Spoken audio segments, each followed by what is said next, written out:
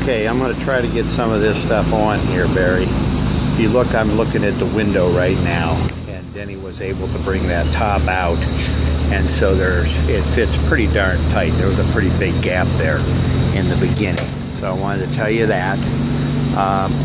Wanted to tell you that he still has to put one knob on the left side where we put a new cable in, and that little center lever, that knob seems to be okay, but they were cheap. We just ordered a second one back up so we'd have it. And the right cable now works fine. You can see the radio, and you'll have to read the information in the book on it. The speakers underneath, if you can see them. You know, it's like all modern radios. It's got a lot of adjustments, but it sounds pretty good. It really looks nice the way they mounted it. Denny had found that the fuel gauge wasn't working. I forget what we discussed with him on that, but it's kind of marginal. He took and rebuilt the actual tack, called the company, and made some internal changes he had to change it to that negative ground situation.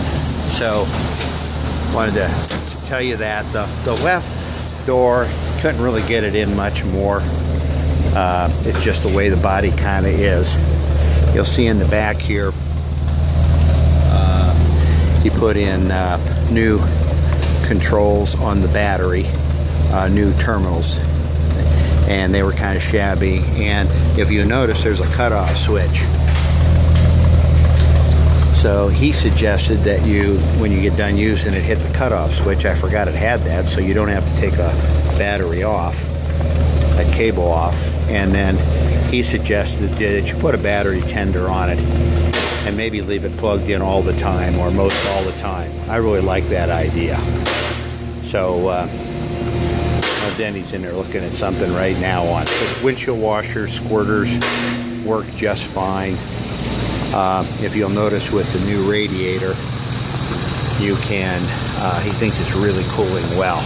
And that fan pulls a lot of air through it. He had showed me that. He'd been checking the temperatures, etc. You'll see the new sealant around where the new thermostat went on. You'll see new sealant where he adjusted the valves. And I'll take you around the other side here in a second. The windshield washer bottle, they did get that fixed, plugged up, lined, and some other issues there, but that was taken care of. And you'll notice that the leak is all fixed with the seal at the bottom there, that you're concerned on the engine. So I wanted to tell you that. Forgot to tell you that the switch independently for the lights is right underneath here, is where Denny and they mounted it.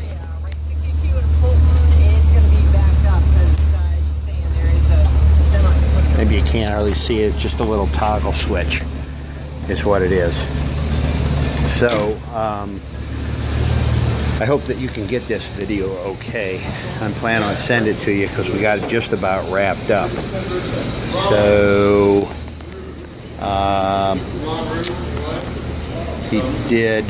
he wanted me to tell you, he's going to put on the bill that he uses BMW antifreeze. He said it's a higher quality by far. It easily can be found, and it has a much more life expectancy, and he just likes that. So that's what's in it, as well as use only distilled water. So these are some of the little things that I count on him to do. You know, just to go over this, radio and speakers are in. The oil line, I had sent you a picture of that. That new line fixed that oil leak. We've talked about the radiator and cooling system.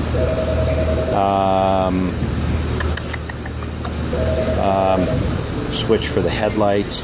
He's looking at it right now because the high-low switch isn't working for some reason. So he's working on that. You know, it does have new thermostat, new points. The fuel pump and the water pump look really good. All new fluids in the engine, transmission, rear end. coolant and brakes, and I told you what kind of fluid he used on the brakes. Going to put a little sign on the car, and real happy with the way. And I'm going to have them get you some lead additive too. So to answer your question about the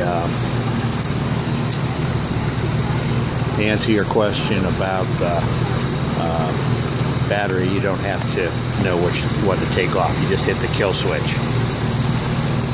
And that's about it. So I'll get this to you here. And we'll talk.